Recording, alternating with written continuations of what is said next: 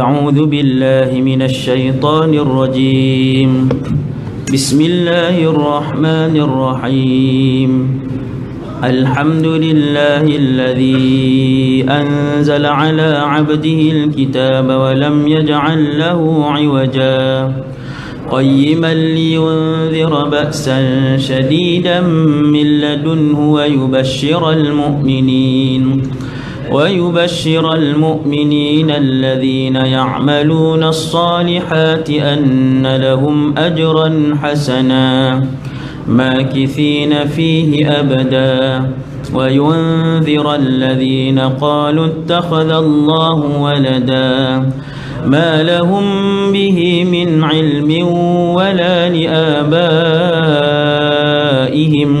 كبرت كلمة تخرج من أفواههم إن يقولون إلا كذبا فلعلك باخع نفسك على آثارهم إن لم يؤمنوا بهذا الحديث أسفا إنا جعلنا ما على الأرض زينة لها لنبلوهم أيهم أحسن عملا وإنا لجاعلون ما عليها صعيدا جرزا أم حسبت أن أصحاب الكهف والرقيم كانوا من آياتنا عجبا إذ أوى الفتية إلى الكهف فقالوا ربنا آتنا من لدنك رحمة وهيئ لنا من أمرنا رشدا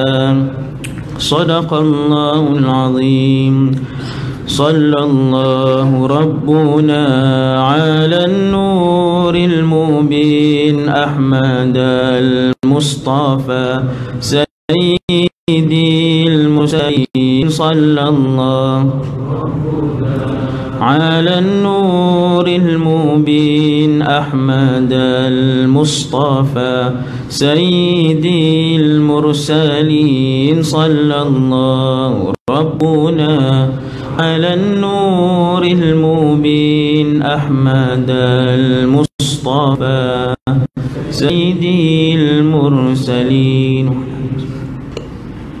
أعوذ بالله من الشيطان الرجيم. أعوذ بك ربي أن يحضرون.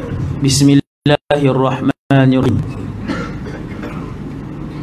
الحمد لله رب العالمين وأفضل الصلاة وأتم التسليم على سيدنا وحبيبنا وقرة أعيننا ومولانا محمد بن عبد الله الأمين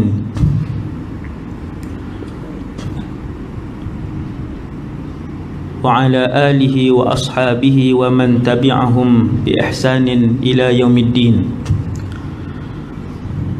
ولا حول ولا قوة إلا بالله العلي العظيم.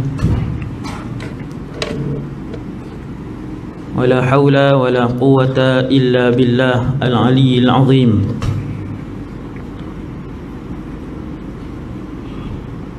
ولا حول ولا قوة إلا بالله العلي العظيم. أما بعد.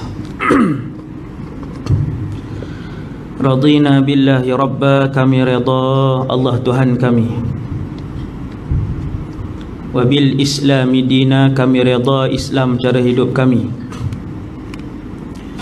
Wa bi Muhammadin nabiyyan wa rasula, dan kami juga redha bahawa Muhammad sallallahu alaihi wasallam seorang nabi dan rasul. Pertama sekali, yang belum niat i'tikaf, nawaitul i'tikaf fi hadzal masjid sunnatan lillahi ta'ala.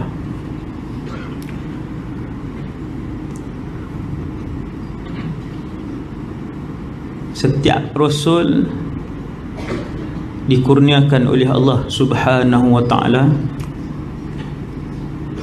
di samping risalah yang dibawa untuk disebarkan,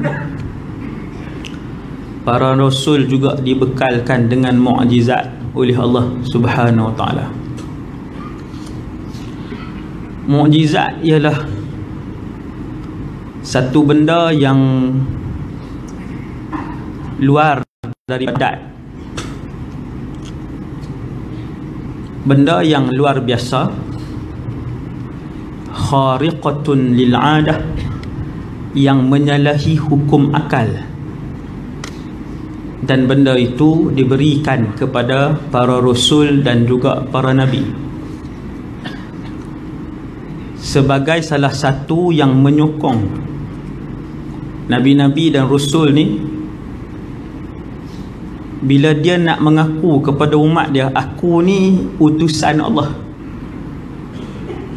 kemudian rasul-rasul akan ajak umat zaman masing-masing bahawasanya tak boleh sembah selain Allah, cara beribadat macam ni, nak berkeluar zakat macam ni, diharamkan riba, cara nak puasa macam ni, cara nak.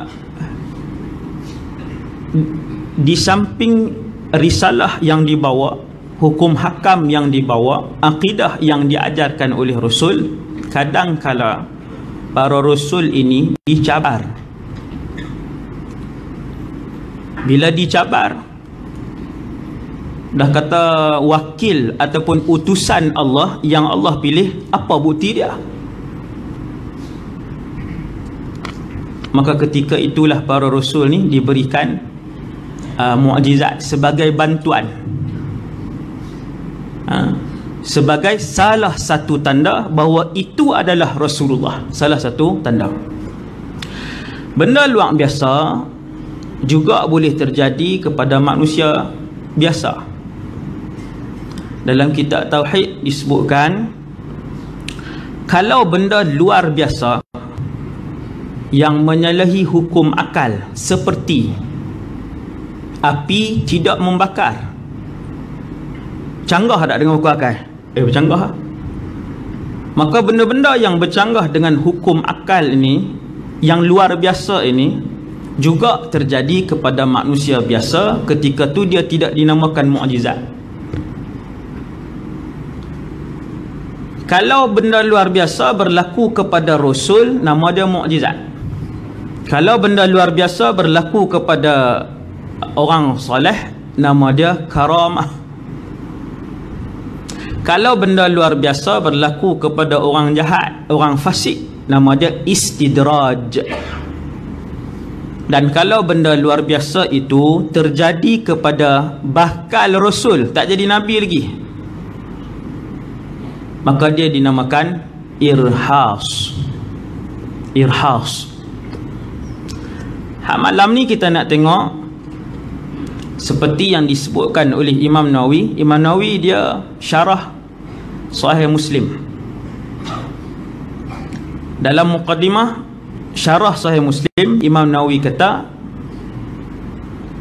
para ulama menyebutkan lebih daripada 1200 mukjizat Nabi sallallahu alaihi wasallam.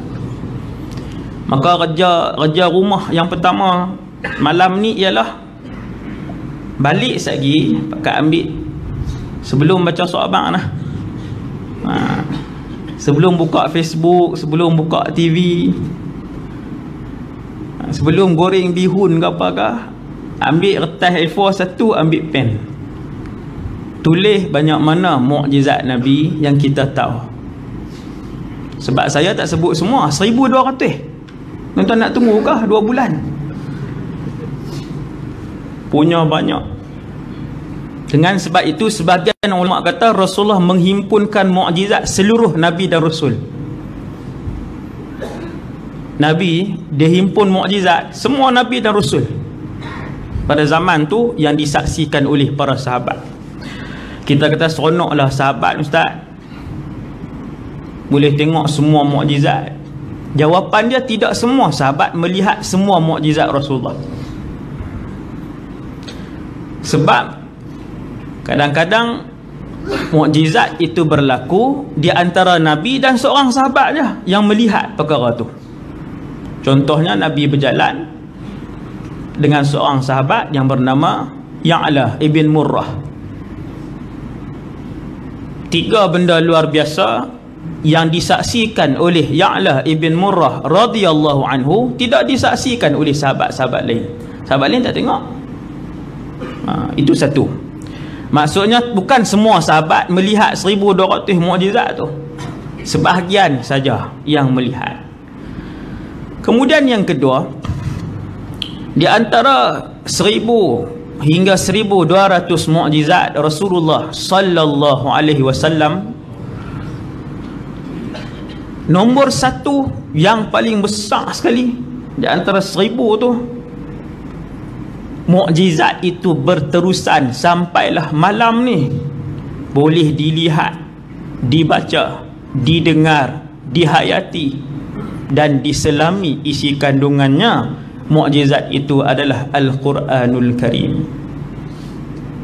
Quran. Satu mukjizat Nabi paling besar. Dan itulah mukjizat Nabi yang boleh disaksikan oleh umat Rasulullah daripada 1400 tahun yang lalu sampai malam ni kita boleh tengok. Akan tetapi sedikit sangat di kalangan umat Nabi sallallahu alaihi wasallam yang mendapat manfaat dan mengambil manfaat daripada mukjizat teragung itu. Tak ramai orang dapat. Nabi kata iqra'ul Quran, baca Quran banyak-banyak. Fa innahu ya'ti yaumal qiyamati syafi'an li ashabihi. Sesungguhnya Al-Quran itu akan datang di padang mahsyar menjadi pensyafaat dan penyelamat kepada orang yang banyak membacanya, menghayatinya, mentadabburinya. Nabi tak syarat hafal Quran, sebab tak semua orang mampu menghafal Quran. Tak semua orang. Dalam masjid ni berapa peratus hafal Quran? 10% sampai tak yang hafal 30 juzuk? Tak sampai 10%. Kalau ada 20 orang pula, cuba main di depan, siapa hak ingat 30 juzuk main lah ni? Tu satu lagi penyakit tu, penyakit Mak Tafiz. Daripada Perlis sampai ke Sarawak, nak cari satu Mak Tafiz yang buat keluar graduan Hafiz, setiap kali buat keluar 30 juzuk ingat. Payah.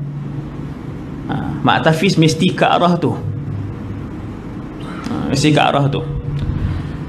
Nabi tak syarat untuk hafal Quran, supaya Al-Quran itu di padang mahsyar sampai kepada satu peringkat Quran itu akan berbicara dengan Allah Subhanahu wa taala sendiri, bahawasanya aku akan menyelamatkan tuan yang telah membaca aku sepanjang hidupnya di atas muka bumi dulu, sehinggalah tuan itu selamat, barulah berakhir tugas Al-Quran yang dibaca itu. Kan Nabi beritahu, apabila kalian dipanggil di hadapan Allah, fa innahu laisa bainaka wa bainallahi turjuman, ketahuilah sesungguhnya ketika itu tidak ada lagi perantara di antara kamu dan juga Allah Subhanahu wa taala. Kena cakap sendiri.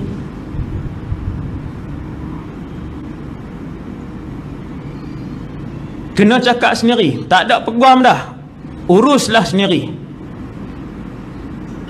Tiba-tiba mereka yang kehidupan mereka dengan Al-Quran, siang dan malam mereka dengan Al-Quran, kalau tinggal Quran sehari pun rindu boleh pegang Quran, seperti mana jumpa anak yang 10 tahun telah hilang dari pandangan penglihatan dia.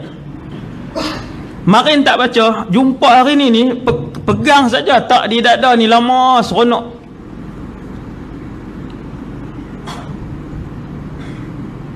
Orang yang hidup dengan Quran, mukjizat terbesar Nabi. Quran ini bila dia dipanggil oleh Allah untuk ditimbang amalannya, maka akan datang 2 surah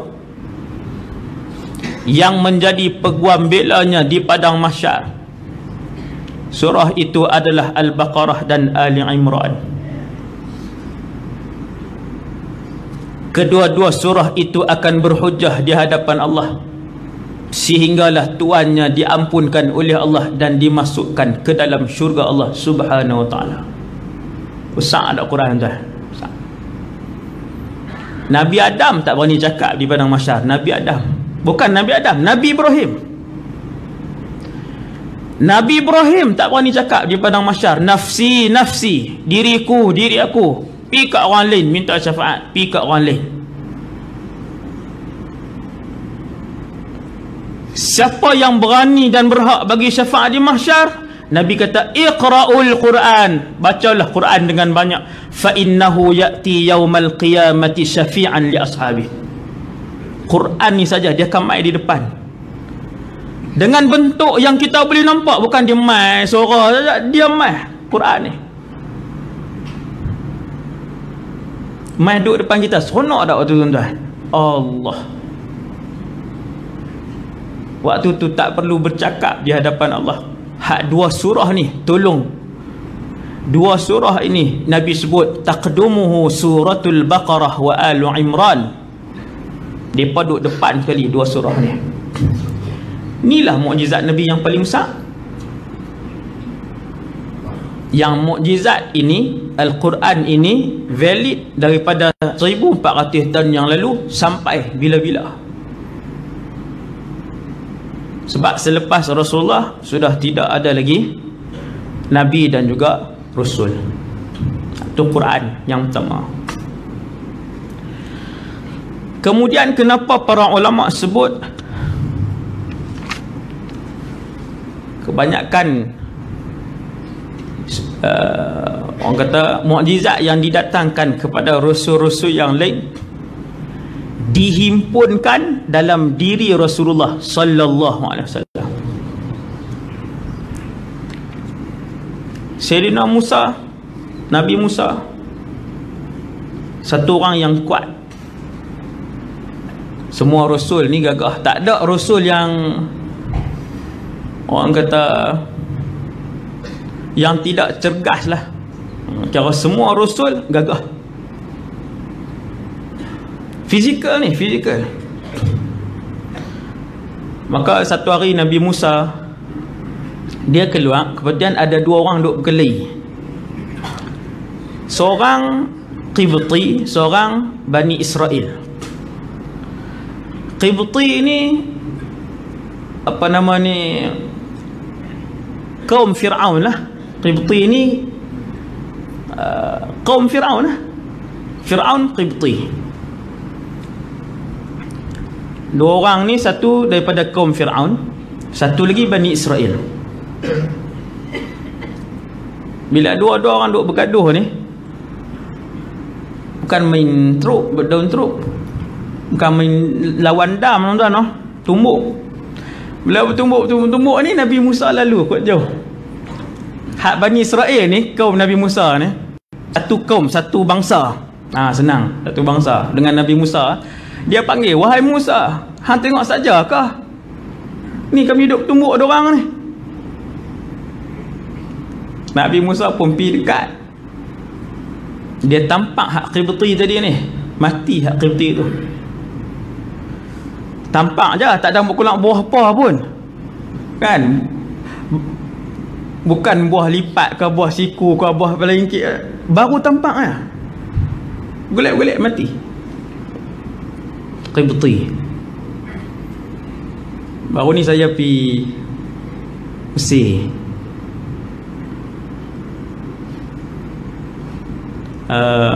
Itu cerita Jepun no? Mesir sejam setengah pula. Bangsa Qibti ni tuan-tuan, bangsa Fir'aun ni, orang dia halus-halus je. Dia besar bangsa Melayu je. Dia bukan macam bangsa Arab.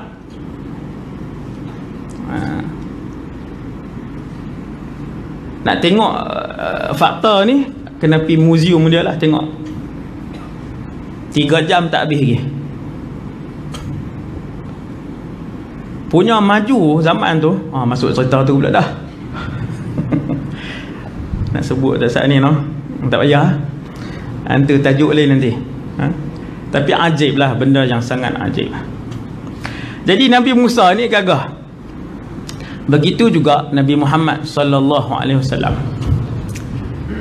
Nabi dia tak bunuh orang kecuali dalam perang Uhud waktu Nabi cedera parah, sahabat bawa Nabi, usung Nabi. Ada satu orang, nama dia apa nama dia, ligan Nabi SAW, dekat dengan Nabi. Ubay apa hak Nabi bunuh ni? Saya tak ingat. Bila Nabi cedera parah dalam perang Uhud, cedera parah, terkoyak kepala ni, terbelah, terkoyak, darah turun sampai ke kaki, pipi berlubang, terbenam besi ni, lubang kanan kiri, luka penuh badan Nabi. Orang pun bawa. Satu orang dia sempat kejar Nabi dan dekat.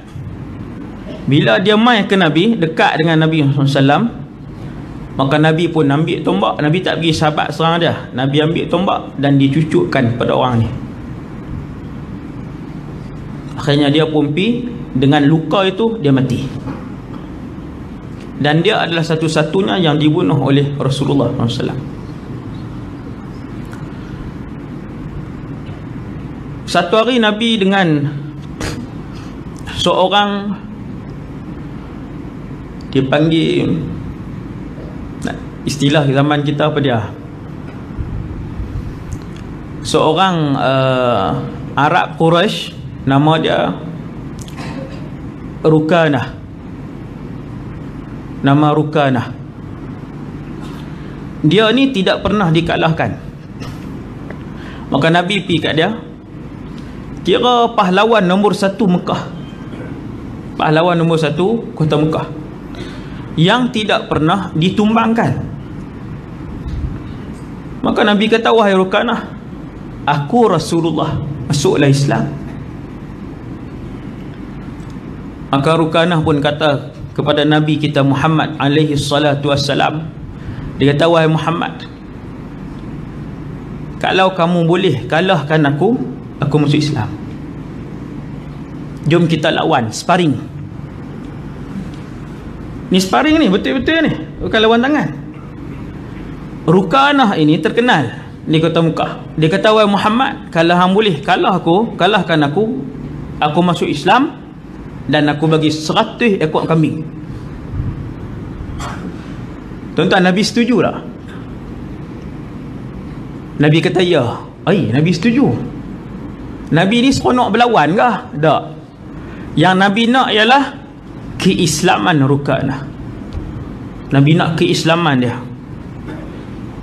Nak abang kata gagah Rasulullah, dan Nabi menghimpunkan mukjizat-mukjizat ni, kelebihan-kelebihan Rasul-Rasul lain. Rukanah pun buat main 100 ekor kambing, bukan unta, 100 ekor kambing, kemudian sparring dengan Nabi SAW, lawan. Saya tak tahulah lawan gaya sumo ke, gaya silat ke, gaya motai ke, Wallahualam, tapi lawan. Dalam pusingan pertama, Nabi jatuhkan Rukanah, kemudian diserahkan 100 ekor kambing. Dia kata, wahai Muhammad, hak tadi tak kira. Biasalah, dia malu lah ni, macam-macam lah. Saya tambah sikit, mungkin dia kata hak tadi tak dapat keluar buah lagi, tu yang hang menang. Hang boleh kalahkan aku sekali lagi, aku masuk Islam, dan aku bagi 100 lagi ekor kambing. Nabi kata boleh. Rasulullah satu orang yang fizikal pun Nabi jaga. Bukan kata Nabi ni duduk dalam masjid, naik kuda pun tak apa pandai, tapi dia Rasul, tak. Hak pertempuran ni pun Nabi pandai. Maka lawan kali kedua, Rukanah dijatuhkan. Dia minta kali ketiga, dia kata boleh sekali lagi wahai Muhammad, aku bagi 100 lagi ekor kambing, dan aku masuk Islam. Akhirnya kali ketiga, pusingan ketiga, berlawan lagi dengan Nabi, dan Rukanah dijatuhkan untuk kali yang ketiga. Kata Rukanah, wahai Muhammad, tidak ada seorang penduduk Mekah pun yang pernah menjatuhkan aku ke atas bumi. Tanah lah, al-ard. Orang Arab disebut al-ard, dia tak sebut turab. Wahai Muhammad, selama aku hidup, tak ada seorang lagi yang bila sparring macam ni, berlawan macam ni, yang boleh menjatuhkan aku. Dan aku yakin ketika kamu mengalahkan aku sebanyak 3 kali berturut-turut, itu adalah petanda bahawa kamu adalah pesuruh Allah Subhanahu wa ta'ala. Dia masuk Islam. Dan Nabi mengembalikan 300 ekor kambing itu kepada Sayyiduna Rukanah. Sebab niat Nabi bukan untuk kekayaan. Nabi nak hamba Allah tu menyebutkan asyhadu an la ilaha illallah wa anna Muhammadar Rasulullah. Hak tu je.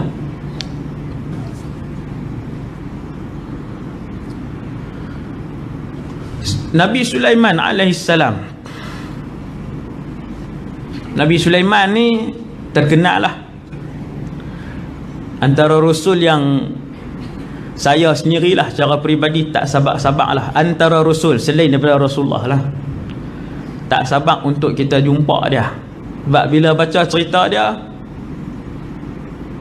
ni dia punya pemerintahan dia barat sampai ke timur.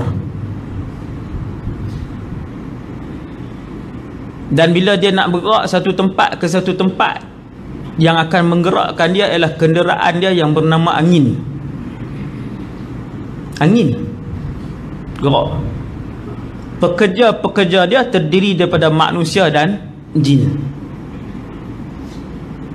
Bukan seekor tuan, jin. Kalau jumpa jin hak lama-lama tu, hak tak jenis tak mati tu, hidup zaman Nabi Sulaiman. Tuan-tuan pernah jumpa ke? Oh, yang tu dahsyat. Saya duk ikut kawan-kawan duk berubat banyak, tapi tak ada lagi. Hak sampai hak zaman Nabi Sulaiman tu, teringin tak jumpa, boleh tanya. Kan? Subhanallah. Berdoa kepada Allah Subhanahu Wa Taala Nabi Sulaiman ni, Rabbighfirli, ya Allah, ampunkanlah aku. Tawaduk. Subhanallah. Kaya lah tuan-tuan, tak usah tanyalah. Kaya tak kaya Nabi Sulaiman, jangan tanyalah. Ratusan isterinya. Syariat zaman tu membenarkan untuk Nabi Sulaiman berkahwin ratusan orang. Cuma dia pernah melakukan satu kesalahan kecil. Dia kata, aku akan tawaf rumah ke semua isteriku pada malam ni juga, satu malam 100 orang isteri, supaya hasil daripada itu akan lahir 100 orang pejuang, pejihad pada jalan Allah. Dia tak sebut apa? InsyaAllah. Hadis sahih Nabi SAW yang cerita. Akhirnya malam itu Nabi Sulaiman tawaf semua rumah isteri dia. Tetapi Allah nak ajak, tidak seorang pun daripada isterinya yang mengandungkan anak selepas itu, kecuali satu, itu pun sedikit kecacatan pada bayi itu. InsyaAllah. Sebut kataan tuan-tuan, kataan insyaAllah. Walaupun benda duduk depan kita dah, sekejap aku nak bawa kereta tu, insyaAllah. Duduk depan dah, sebut insyaAllah.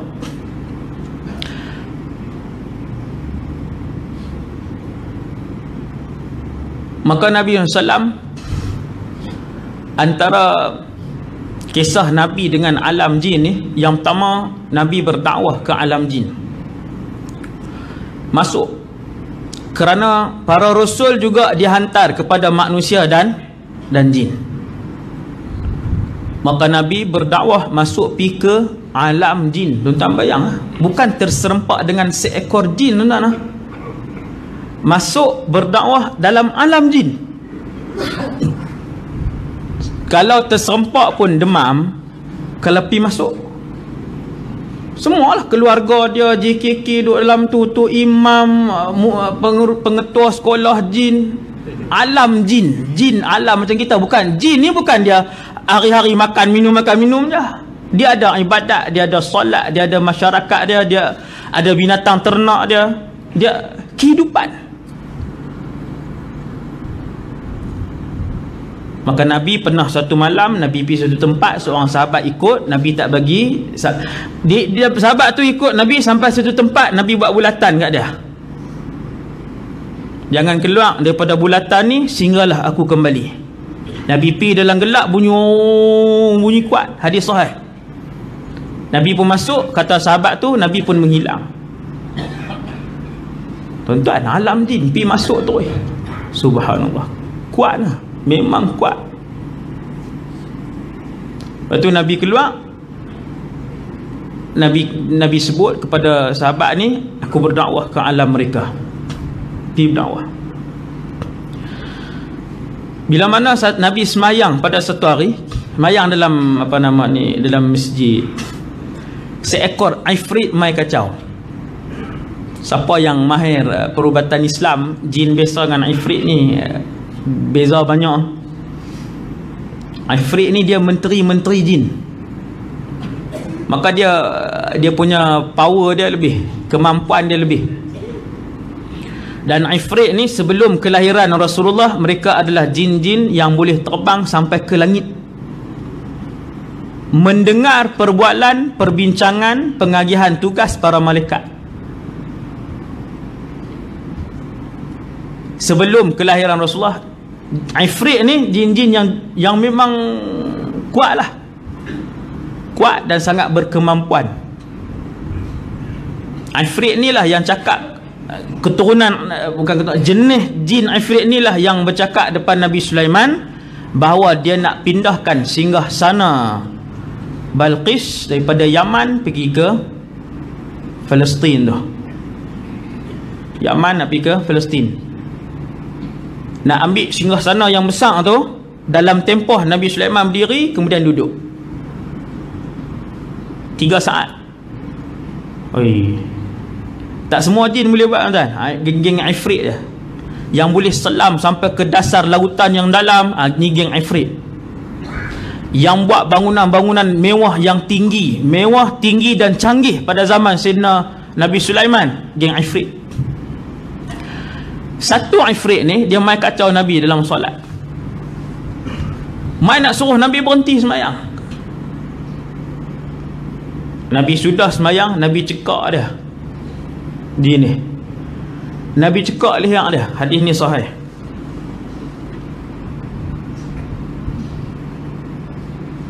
Nabi cekak dia, tahu ni kat leher dia, sehingga Nabi kata, aku merasakan kesejukan lidahnya di tangan aku. Terjelan lah Nabi cekak mana. Oh, amboi kacau orang semayang. Macam tu lah, tu saya tambah nak pergi sedap kan. Habis semayang Nabi cekak dia buat macam tu. Kata Nabi, laqad hamtu an arbitahu fi sariyatin min sawari al-masjid. Aku berasa saat lagi aku nak pergi ambil tali, nak ikat dia. Mukjizat lah. Bukan ikat macam kita duk buat ikat perubatan ni, ikat tak nampak apa pun. Ikat Nabi ni, ambil tali zahir ni. Mukjizat Rasulullah, Nabi boleh zahirkan bentuk jin tu jadi fizikal yang boleh disentuh. Nabi nak pergi ambil tali, Nabi kata aku nak ikat dia supaya subuh esok, maksudnya malam tu lah dia kacau. Subuh esok semua orang boleh tengok dia. Hak ni duk kacau hampa ni. Hak lah semayang duk suruh balik awal. Hak ni duk kacau hampa ni. Nabi kata nak ikat, tapi Nabi kata aku teringat bahawasanya Sulaiman alaihissalam saudaraku. Para Nabi ni dianggap semua Rasul ni saudara-saudara. Dia kata aku aku teringat doa daripada saudaraku Sulaiman ibn Dawud alaihissalam, Rabbighfirli, ya Allah ampunkan aku. Nabi Sulaiman pernah doa dulu waktu dia hidup, ya Allah ampunkanlah aku, wahabli mulkan, dan anugerahkanlah kepada aku ya Allah sebuah kerajaan, la yambaghi li ahadin min ba'di, yang tidak diperolehi oleh seorang pun selepas daripada aku. Nabi Sulaiman dia punya kerajaan dia timur sampai barat menguasai jin dan manusia. Maka Nabi bila dengar doa Nabi Sulaiman ni, Nabi tawaduk dengan doa ni. Padahal kata para ulama, memang itulah kelebihan yang juga diperolehi oleh Rasulullah sallallahu alaihi wasallam. Tuan-tuan faham tak? Sepatutnya, bukan sepatutnya, maksudnya kalaulah Nabi dia nak pilih keputusan untuk menzahirkan fizikal jin tadi supaya boleh dilihat, dia ikat, dia boleh buat benda tu. Tapi sebab nak hormat dengan doa Nabi Sulaiman, Allahu Akbar, macam tu, nak hormat dengan doa tu, dia kata teringat doa tu, maka dia pun lepaskan ifrit tadi. Punya tawaduk Nabi SAW, maka Nabi pun lepaskan ifrit tadi. Nabi Daud AS, ayah Nabi Sulaiman, panglima perang juga Nabi Daud ni, dan dia boleh melembutkan besi dan menempa besi, membentuk dengan tangannya untuk dibuat perisai dan baju-baju besi. Waktu perang Khandaq, sahabat dibahagikan untuk korek lebih kurang 6 meter, tak silap saya, berapa kaki tau. Sahabat Nabi bahagilah, satu kumpulan sahabat bahagi sekumpulan nak korek parit besar tu. Sampai satu kumpulan daripada kalangan sahabat radhiyallahu anhum sampai kepada satu batu besar. Semua orang ketuk batu tu, tak jadi apa. Batu solid ni, pi ambil cangkui, pi ambil semua bokmal lah, alat-alat, tak jadi apa batu tu. Batu besar ni kalau tak dihancurkan maka orang boleh lintas. Sebab parit gergasi yang dikorek pada perang Khandaq tu, parit itu sangat dalam dan sangat lebar. Sangat dalam dan sangat lebar. Kalau batu tu tidak dipecahkan, orang boleh lintas. Akhirnya panggil Nabi SAW. Nabi pun mai. Nabi minta alat yang sama yang digunakan oleh para sahabat. Kemudian Nabi sendiri, dia pun angkat jubah dia sikit, ikat pakai jubah. Nabi pun angkat ikat, dalam pakai seluar lah, lalu dia angkat. Bila angkat jubah tu, sahabat nampak dua ketul batu yang digantung di perut Nabi SAW. Nampak. Tapi sahabat tak kata apa lah, semua pakat nampak. Ada sahabat yang tak sampai di tahap ikat batu, dan ada sahabat dah sampai tahap mengikat seketul batu. Yang itulah yang paling teruk sekali kelaparan para sahabat dalam peperangan Khandaq. Rupanya dalam keadaan sahabat dah ikat seketul, Nabi dah dua. Tapi Nabi dia tak abang, dia kata aku ni memang pemimpin yang berjiwa rakyat. Sepatutnya semua kena pakat mai, takat gambar, buat masuk dalam tiga tengok ni. Nabi dia tak cakap, dia tak heboh ke orang. Tetapi bila Nabi tak heboh, sahabat nampak, yang tu lebih membuatkan sahabat lebih hormat dengan Nabi SAW. Tak ngadu. Sahabat tengok, bila Nabi angkat tu, nampak. Lalu Nabi pun mengangkat alatan yang sama yang digunakan oleh sahabat. Allahu Akbar, sambil takbir. Pecah batu tadi. Allahu Akbar, pecah batu tadi. Allahu Akbar. Bertaburan batu tadi, bertukar menjadi pasir-pasir halus sampai hancur. Hak kerah tadi ni, kerah tadi ni, bam, 3 kali. Bila Jabir dia nampak Nabi sampai ikat 2 ketul batu, nak bagi kuat ikatan tali tadi supaya tak masuk angin, sakit perut sebab tak makan banyak hari dah, makanan tak ada. Tu yang buah batu tu, nak bagi kuat ikatan tu, bagi berat. Dia pun balik rumah, mukjizat makanan yang sedikit cukup untuk orang ramai. Makanan 10 orang cukup untuk 1000 orang.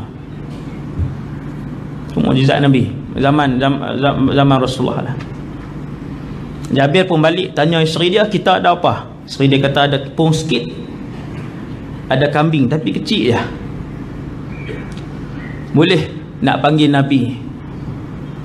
Nabi tak abang kata ni, tak ada siapa-siapa buat kenuri ke malam ni, tak ada siapa panggil ke ni Rasul ni. Nabi dia tak pernah pelawar diri dia mulia, dia tak pernah pelawar diri dia Rasul, dia tak pernah pelawar.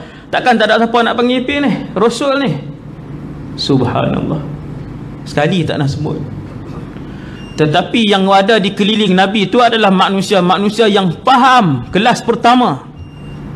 Bila tengok Jabir lari kata boleh, kita panggil Nabi. Yang duk korek ada 3,000 orang tentera. Isteri dia pesan, panggil saya bukan keluar nah, pergi bisik kat Nabi. Makanan sikit nah. Jabir pun pi betul-betul telinga Nabi. Ya Rasulullah, ada makanan sikit. Nabi tanya banyak mana? Ada tepung sekian-sekian, kami nak bakar lagi. Lepas tu ada kambing sekok tapi kecil ya Rasulullah. Bangunlah ya Rasulullah bersama 2-3 orang. Jabir sebut noh. Hak lain kira tak dapat kad tau. Jabir kata, "Qum ya Rasulullah," bangun bersama dengan beberapa orang. Nabi pun bangun.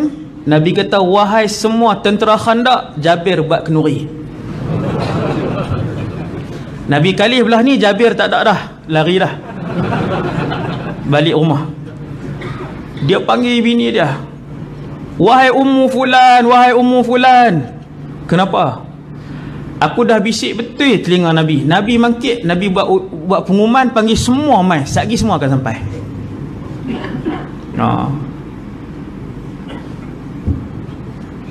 Isteri dia kata, "Bagi tahu tak kat Rasulullah makanan banyak mana?" Jabir kata, "Bagi tahu. Sesungguhnya pesuruh Allah itu lebih mengetahui dengan tindakan yang dia buat." Selalu yang kalut siapa? Orang perempuan lah. Kali ni kalut ni Jabir pula. Dia terbalik sikit. Selalu orang perempuan lah. Jadi Nabi mat lepas pada tu sikit, buat kerja apa semua sikit, berhabis lah, Nabi pun sampai. Macam tu lah. Nabi pun masuk. Nabi pesan kata kat Jabir, jangan ubah periuk tu daripada tempat dia dimasak, dan jangan ubah kedudukan roti-roti tu, biar tentu. Aku sendiri yang bagi. Akhirnya dipanggil para sahabat, seorang demi seorang, demi seorang, demi seorang. Tangan Nabi sedang dimasukkan ke dalam periuk tadi. Dia buat keluar roti, buat keluar kuah. Keluar roti, buat keluar kuah. Keluar roti, buat keluar kambing. Keluar roti, keluar kambing. Kata Jabir, sehinggalah keseluruhan tentera itu makan. Dan sesungguhnya makanan itu tidaklah ditambah daripada bumi, tetapi makanan itu ditambah dari atas sana. Semua makan. Baru Nabi pelawar Jabir, baru Nabi pelawar isteri dia, baru Rasulullah makan. Kita siapa dulu? VIP dululah. Kalau malam ni saya dululah. Pelik no. Rasulullah. Bila Abu Hurairah ni dia ketua kepada Ahlus Suffah. Mereka-mereka yang datang ke Madinah untuk menuntut ilmu dan bersama dengan Rasulullah. Betul-betul untuk tuntut ilmu dengan hadis Nabi. Tafaqquh fid din. Grup ni mai duduk Madinah, dia tak ada keluarga apa, Nabi bagi satu ruang dalam Masjid Nabawi, dia duduk di anjung tu, nama mereka Ahlus Suffah. Ketua kepada Ahlus Suffah, yang duk urus semua Ahlus Suffah ni apa, kalau ada tahlil ke apa yang bawa, contohlah ni, maka Abu Hurairah lah akan sampaikan pada semua. Kata Abu Hurairah, aku pernah berguling-guling di antara mimbar Nabi dan rumah Nabi kerana terlalu kelaparan, dan semua orang yang melihat aku menyangkakan aku telah pun gila. Lapar guling. Grup ni Nabi khaskan untuk menuntut ilmu. Sebab tu Abu Hurairah manusia yang paling banyak meriwayatkan hadis Nabi di kalangan 140,000 orang sahabat Nabi SAW. Dia paling banyak. Memang Nabi khas grup ni. Memang kena ada grup ni tuan, grup ni. Grup ngaji ni. Bukan dia tak cari kerja sebab malas. Memang sebab Nabi khususkan mereka ini untuk mendalami ilmu agama, untuk menghafal hadis Nabi, dan kadang-kala mereka dikecualikan daripada jihad, kadang-kala. Kalau pergi semua juga, habislah apa hadis. Maka Nabi asingkan kadang-kala grup ni. Sebab tu lepas Nabi wafat, tuan-tuan sekalian, Abu Hurairah bekerja seperti orang biasa. Ada rumah, ada isteri, ada anak, ada keluarga, ada makanan, macam biasa lepas Nabi wafat. Dulu yang dia berlapang, sampai berguling-guling antara mimbar dengan rumah Nabi ni, sampai orang main letak kaki dekat leher Abu Hurairah. Dia cerita sebab orang duk kata dia gila, dia jadi macam gila tu. Bukan aku gila, kata Abu Hurairah, tetapi ketika itu aku terlalu lapar. Satu hari Abu Hurairah lapar macam tu juga, tapi tak berguling. Dia tunggu depan masjid. Dia tunggu depan masjid. Satgi kalau ada sahabat yang lalu, dia akan buat-buat tanya soalan. Bila duk jawab tu, dia akan ikut berjalan, mungkin boleh sampai masuk rumah kawan tu. Akal ni. Ni Abu Hurairah cerita. Dia cerita ni pengalaman dia. Dia yang cerita pengalaman dia. Dia kata kalau lah aku buat-buat tanya soalan, padahal dia pun alim, Abu Hurairah. Satgi kalau sahabat tu jawab sampai depan pintu, kot dia kata, masuk lu. Aku tak mau tolak lah pelawaan tu, nak masuk. Paling kurang TO dengan cok kodok, lepas lah. Contoh, Abu Hurairah buat sungguh. Dia nampak Sayyidina Umar. Dia tak nak tanya soalan. Sayyidina Umar pun lalu sampai depan Masjid Nawawi. Dia kata ada satu soalan. Sambil berjalan lah. Sambil berjalan, Sayyidina Umar pun jawab, habis. Ada lagi soalan? Tak ada dah. Rumah tak sampai lagi. Maka Sayyidina Umar berkata, minta izin lu. Assalamualaikum, Waalaikumsalam. Tak ada sampai rumah Sayyidina Umar, patah balik main duduk depan masjid. Tangan duduk sini. Apa?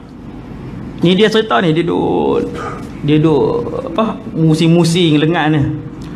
Lalu Abu Bakar, kawan ni duduk fikir soalan apa pula. Dapat satu soalan, Abu Bakar pun lalu. Assalamualaikum, Waalaikumsalam, wahai Ibn Abi Quhafah, nak tanya soalan. Tanya sambil berjalan.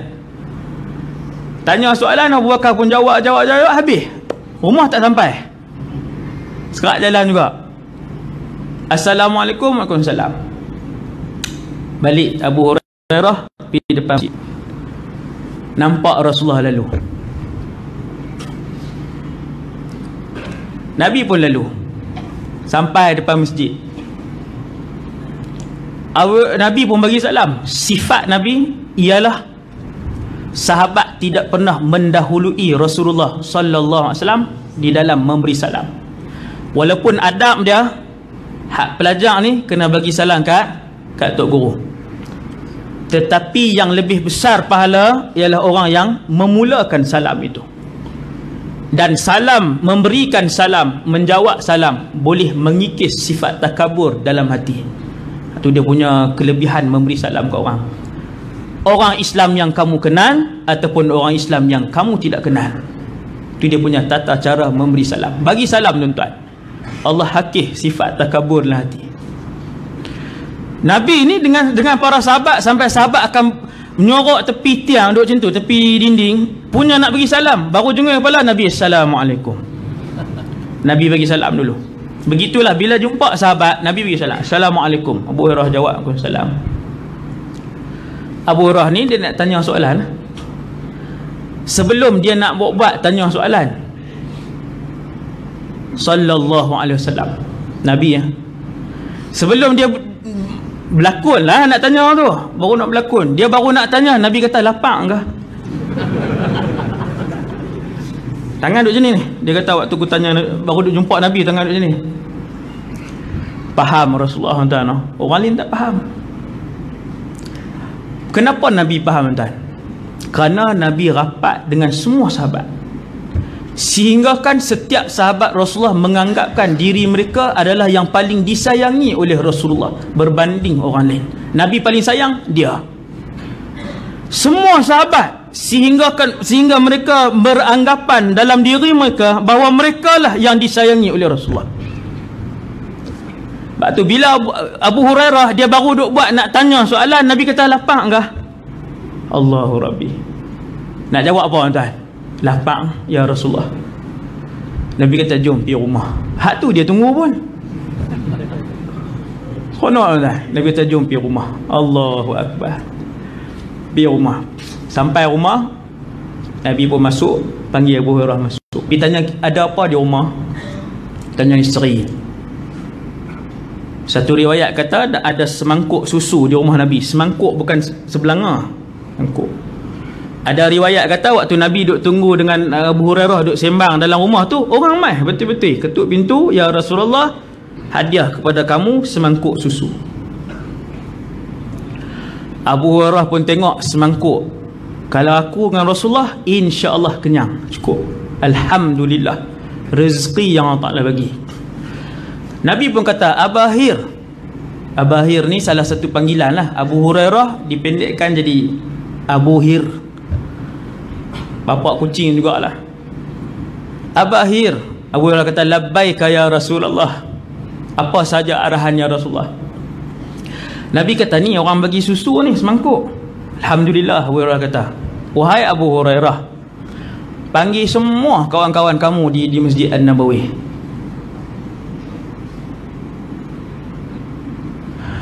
Nak empas pintu ke tak empas pintu tuan? Tak makan daripada kemarin lagi. Dah tunggu Umar tak faham, tunggu Abu Bakar radhiyallahu anhu, Abu Bakar tak faham, tengok Nabi faham. Dah faham, dapat susu semangkuk je. Dah dapat susu semangkuk, Nabi suruh pergi panggil semua. Lagu nak pi tak pi dah ni kawan ni. No? Nak bebai nak bebai tak bebai, arahan Rasulullah wajib diikuti. Kata Abu Hurairah, disebutlah hati dia, ini arahan Nabi. Kalau nak ikut makanan ni, untuk kami dua orang pun belum tentu kenyang. Susu semangkuk. Dia pun pi, tak tahulah hentak kaki ke dak apa ke kan. Semua ahli sufah, berapa puluh orang, semua mai. Dah mai semua masuk dalam rumah Nabi yang kecil tak saat ni. Nabi pun kata, Abu Hurairah, ingat kau nak suruh minum, persilakan mereka untuk minum. Dua kali lagu duk geram, duk pegang mangkuk tu kan, duk genggam kuat ni. Dah lah suruh panggil semua, orang lain minum pula. Abu Hurairah kata, Nabi suruh aku untuk bagi semua dulu minum seorang-seorang. Ni duk gerak kan, gerak halkum ni duk turun naik. Bagi kat orang pertama, gedeguk minum. Orang kedua gedeguk. Kata Abu Hurairah, bila sampai orang nombor 3, nombor 4, aku pun panjang sikit lihat tengok. Nak tengok tinggal banyak mana. Dia cerita, Abu Hurairah kata, aku pun panjang lihat, aku tengok banyak juga. Banyak. Semangkuk banyak mana. Sampailah habis semua pun balik. Fama baqiyah, kata Abu Hurairah, tinggal lagi yang tidak minum ialah aku dan Rasulullah. Lalu kata Nabi, wahai Abu Hurairah, minumlah, dan aku juga lapar seperti kamu. Nabi hari itu sama macam Abu Hurairah, lapar Nabi. Wahai Abu Hurairah, minum. Abu Hurairah ambil mangkuk, minum cara sunnah kan, bismillah apa semua, minum. Buat bagi kat Nabi lah, tapi nak lagi buat suara tu. Nabi kata minum. Dia pun tak kata tak apalah, macam malu-malu Melayu kan, tak apalah duk tarik mengikut ni. Dia bila Nabi kata minum, memang nak minum lagi. Dia pun ambil minum, bismillah, minum. Suara ke Nabi kata minum, Abahir, ishrab. Dia pun minum. Dia suruh ke Nabi kata isyrab. Kenyang dah. Tapi dah Nabi suruh minum lagi, dia pun minum lagi kali keempat. Dia pun bagi ke Nabi kata isyrab, minum. Dia kata, ya Rasulullah, seolah-olah setiap urat aku dipenuhi dengan susu. Kira dia minum ni lebih pada kenyang. Maka Nabi pun ambil. Lepas dia tak mau sudah dah, Nabi pun ambil bekas tadi, Nabi pun minum. Kata Abu Hurairah, bila Nabi letakkan bekas tu, aku melihat takat susu itu tidak berkurang sedikit pun. Dia mai pada langit tu, bukan mai tu daripada langit. Mukjizat Allah Ta'ala bagi pada hak makanan ni. Rupanya bila tengok cerita buku kisah mukjizat Nabi tentang makanan ni, banyak sangat. Binatang, satu unta jadi liang. unta ni dia bekerja dengan satu keluarga Ansar ni. Kerja macam biasalah, bawa ayam apa semua. Satu hari jadi liang, mengamuk. Saya pernah tengok unta mengamuk, tuan. Kita duk tengok unta Arab duk tibai, dia buat tak heran kan. Kalau dia mengamuk sekali, unta dewasa ni, dia gigit orang, dia boleh angkat Arab tu, angkat tak belah ni. Ni dia gigit tau ni. Jangan bagi dia mengamuk. Saya duk tengok, 80 kilo ni orang ni. Ni dia gigit tau ni. Kalau unta mengamuk. Satu unta jadi liang. Tak boleh nak buat apa. Pergi dekat, dia nak tokam, nak main pijak, nak tokam ni. Nabi lalu, sahabat kata, ya Rasulullah, boleh tak tengok Sat? Liang sangat ni. Nabi pun masuk. Dia kata, jangan pergi dekat ya Rasulullah, sekejap lagi dia kejar kamu, dia mencederakan kamu. Nabi kata, tak apa. Bila Nabi masuk, Nabi panggil unta tu. Unta tu tengok Rasulullah. Dia pun datang dekat dengan Nabi SAW. Lalu Nabi pun mengusap-ngusap ubun dia. Lalu unta tu pun duduk dan dia sujud kepada Nabi SAW. Sujud. Sahabat kata, ya Rasulullah, unta ni benda tak berakal, tetapi dia boleh sujud kepada kamu, sedangkan kami berakal, kamilah yang lebih berhak untuk sujud kepadamu. Nabi pun sebut, Allah mengharamkan satu orang manusia untuk sujud kepada manusia yang lain. Hadis ni. Unta ni mai, hak tadi liang ni, punya karang, dia mai, Nabi usap dia pun sujud depan Nabi. Kemudian dia pi, dan bermula daripada itu unta tu menjadi jinak macam biasa balik. Seorang sahabat Nabi nama Ya'la ibn Murrah, saya sebut dah saat ni. Dia berjalan dengan Nabi satu hari, dia tengok 3 benda.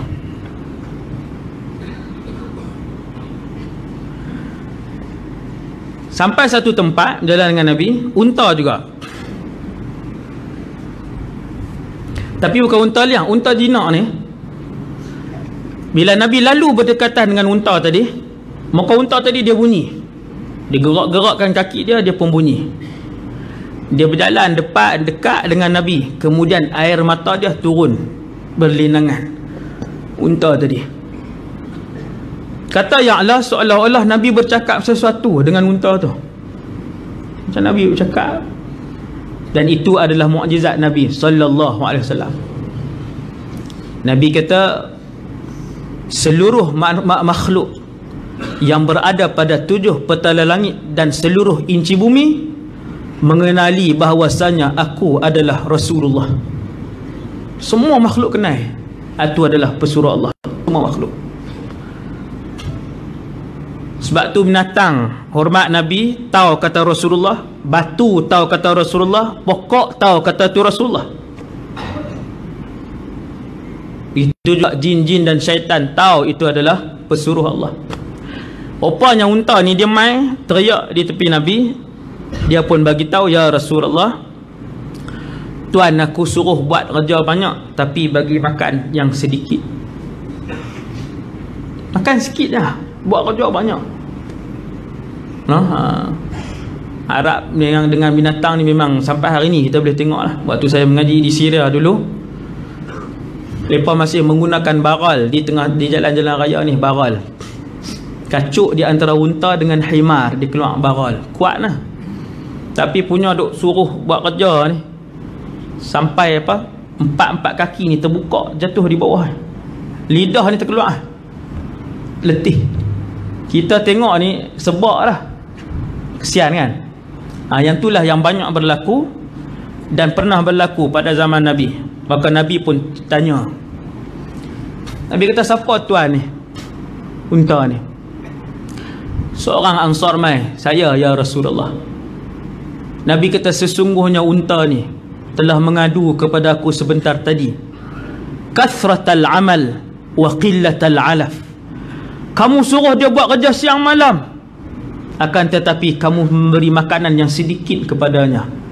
Ittaqullaha fih, bertakwalah kamu kepada Allah terhadap para binatang. Jaga hak binatang. Ra'i hak binatang, kasihanilah binatang. Maka sahabat tu pun mula daripada hari tu dia pun jaga eloklah binatang tadi, unta tadi. Kata Ya'la bin Murrah, dia pun meneruskan perjalanan dengan Rasulullah, terus berjalan dengan Nabi sampai satu tempat Nabi nak qada hajat. Bila Nabi nak qada hajat, Ya'la duduk jauh lah, takkan duduk dekat dengan Nabi, dia pun duduk jauh, tapi dia duduk pati Rasulullah. Maka dia melihat Nabi SAW mengarahkan 2 batang pohon untuk mendekati Rasulullah. Mukjizat Nabi menggerakkan pohon bercakap dengan pokok, mengarahkan pokok untuk beralih satu tempat ke satu tempat ni banyak pokok tuan. Nabi Sulaiman dia tak arah pokok, jin dengan manusia ya. Binatang, jin, manusia dan binatang. Rasulullah pokok dan kayu. Kata Ya'la bin Murrah, aku melihat Nabi memanggil pohon. Kemudian Nabi kata tunduk ke bawah dengan izin Allah. Nampak ayat Rasulullah ajak, tunduk ke bawah dengan izin Allah. Dia tak sama macam ayat penguasa pemerintah lain, tunduk dengan kuasa dia. Nabi kata tunduk ke bawah dengan izin Allah. Pokok tu tunduk merimbun ke bawah sebab Nabi nak qada hajat. Kata Ya'la, kemudian Nabi memanggil pohon yang kedua, pokok tuan. Daripada situ bergerak mai.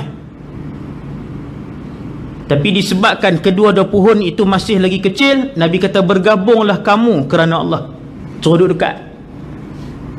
Lalu dua-dua pokok tu mai dekat dengan Nabi, kata Ya'la, dan dua-dua pokok tu pun tunduk depan Nabi, bukan sujud, tapi dia nak bagi rimbun, apa nama ni, nak tutup Nabi, sebab Nabi nak qada hajat.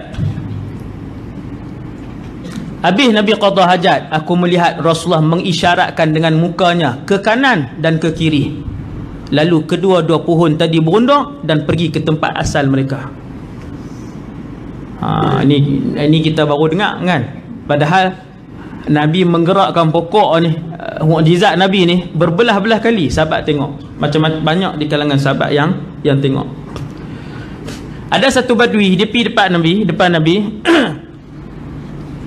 Dia kata, wahai Muhammad, apa benda luar biasa yang kamu ada untuk aku masuk Islam?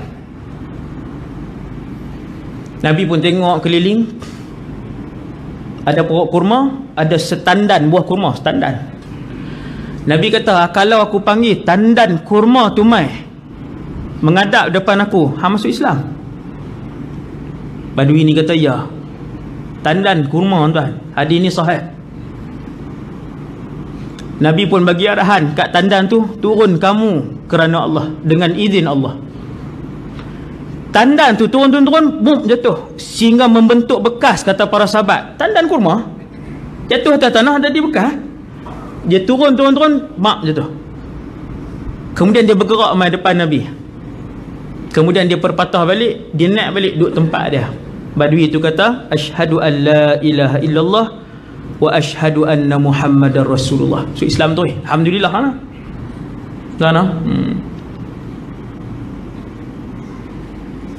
Ada badui seorang lagi.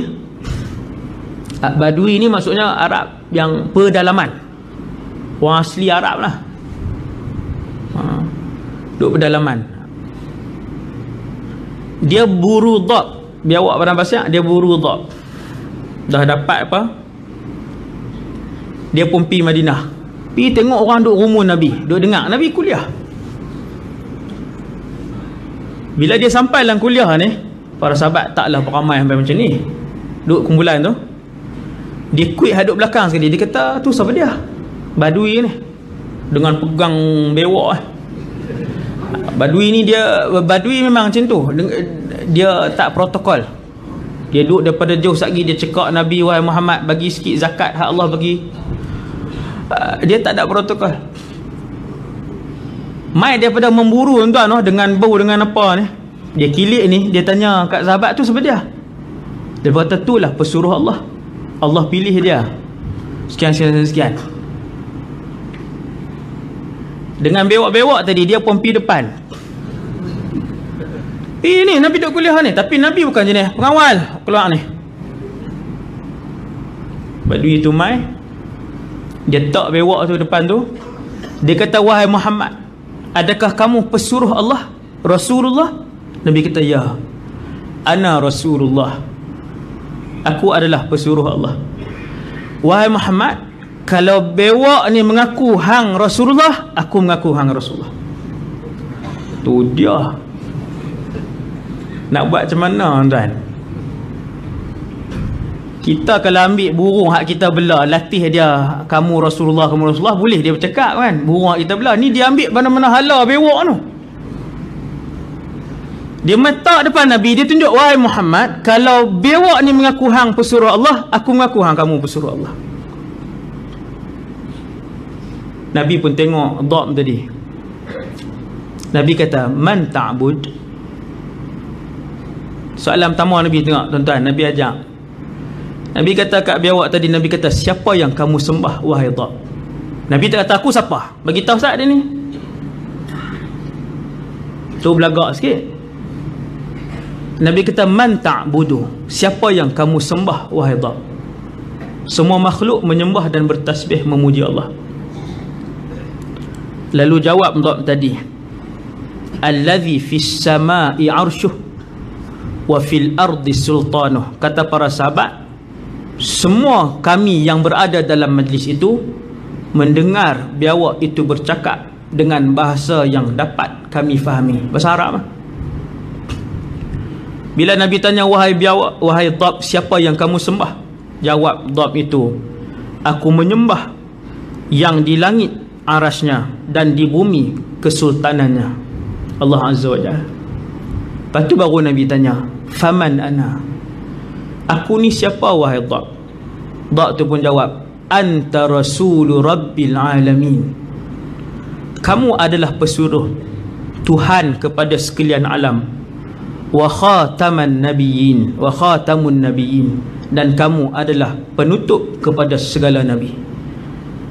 Maka Badui itu pun, dia pun mengucap, asyhadu an la ilaha illallah wa asyhadu annaka Rasulullah. Jadi yang itulah antara sedutan apa, mukjizat yang diberikan kepada Rasulullah SAW, yang saya rasa takat tu dulu untuk dikongsikan. Lain tu banyaklah, banyak sangat lagi yang diberikan dan dimuliakan oleh Allah Subhanahu Wa Taala kepada manusia nombor satu di sisi Allah, iaitulah Nabi Muhammad sallallahu alaihi wasallam. Jadi yang baik daripada Allah Subhanahu Wa Taala, yang lemah dan kurang daripada diri saya sendiri, aqulu qali hadza astaghfirullahal azim li wa lakum, subhanakallahumma wa bihamdik, asyhadu an la ilaha illa anta, astaghfiruka wa atubu ilaik. Bismillahirrahmanirrahim. Al-'asr innal insana lafi khusr illa alladhina amanu wa 'amilus shalihat. Bismillahirrahmanirrahim. Alhamdulillahi rabbil alamin. Wassalatu wassalamu ala asyrafil anbiya'i wal mursalin wa ala alihi wa sahbihi ajma'in. Allahumma 'allimna ma yanfa'una, ya Allah, ajarkanlah ilmu yang bermanfaat kepada kami. Wanfa'na bima 'allamtana, ya Allah, manfaatkanlah ilmu yang Kau curahkan kepada kami. Wazidna 'ilman wa 'amalan wa ikhlasan fi hayatina, tambahkanlah kepada kami, ya Allah, ilmu, amal, ibadah dan keikhlasan dalam kehidupan kami. Sallallahu ala sayyidina Muhammad wa ala alihi wa sahbihi wasallam, walhamdulillahi rabbil